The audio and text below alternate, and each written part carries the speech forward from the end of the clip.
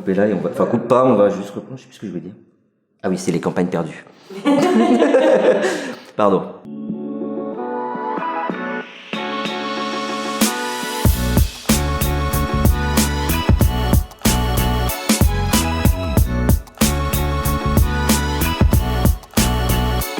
Non, le canal email n'est pas mort. Par contre, ce qui est terminé, c'est d'envoyer son catalogue produits et services et d'espérer que les contacts vont ouvrir, cliquer à l'intérieur du message, voire même acheter derrière.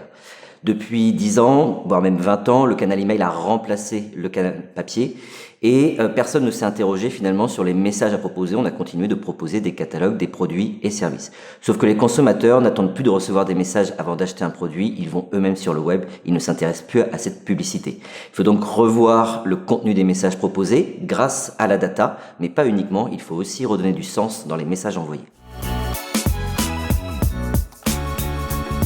Oui, mais aussi parce que les consommateurs ne sont pas seuls. Aujourd'hui, ils peuvent s'appuyer sur les filtres anti-spam qui vont prendre des décisions pour eux et basculer ces fameux messages commerciaux directement en boîte spam lorsqu'ils n'ont décidé de ne plus ouvrir. C'est pourquoi il faut respecter les règles mises en place par les filtres anti-spam pour s'assurer que vos contacts continuent de recevoir le message et de ne pas se retrouver exposés un petit peu au stop pub comme on peut l'avoir sur les boîtes aux lettres physiques.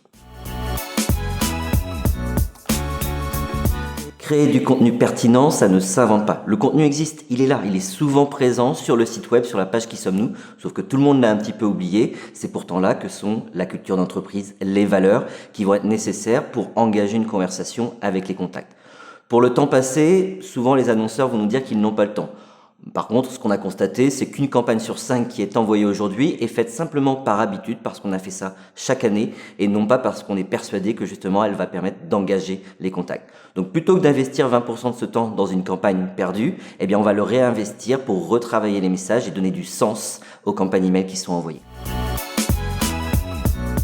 Avec grand plaisir, parce que quand tu m'as envoyé un email justement, tu ne m'as pas dit ce que tu voulais faire, mais pourquoi tu voulais le faire. Donc tu as tout de suite donné du sens.